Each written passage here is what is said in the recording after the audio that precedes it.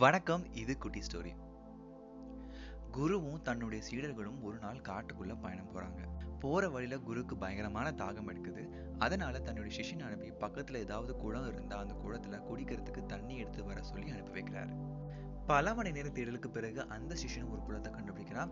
குளத்துல இருக்கக்கூடிய தண்ணி எடுக்கலான்னு போகும்பொழுது பல யானைகள் கூட்டம் அந்த குளத்தை கடந்து போகுது.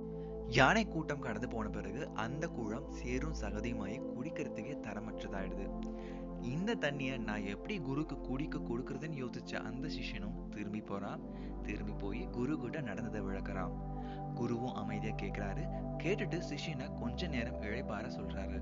கொஞ்ச நேரம் கழிச்சு குரு தன்னுடைய சிஷ்யனை அதே குளத்துல இருக்கக்கூடிய தண்ணியை எடுத்துட்டு வர சொல்லி அனுப்பி வைக்கிறாரு.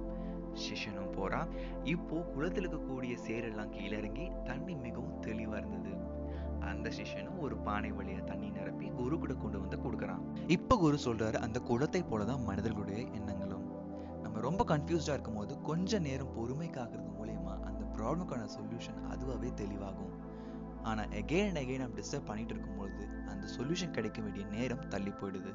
வாழ்வுக்கு வேண்டும் பொறுமை, தாழ்விலும் வேண்டும் பொறுமை, தடங்கல்கள் தாங்கிட வேண்டும் பொறுமை, உன்னில் நல்ல மாற்றங்களை உருவாக்க தலையாயது பொறுமை. சாவி இல்லாம இந்த உலகத்துல எந்த ஒரு பூட்டுமே கிடையாது. சோ தீர்வு இல்லாம எந்த ஒரு பிரச்சனையும் இருக்க முடியாது. இன்னைக்கான பாட்காஸ்ட் கொஞ்சமாவது ஒர்த்தான்னு நினைக்கிறேன். உங்க கமெண்ட்ஸை ஷேர் பண்ணுங்க. யூ ஆர் லிஸ்னிங் டு குட்டி ஸ்டோரி வித் சதீஷ்.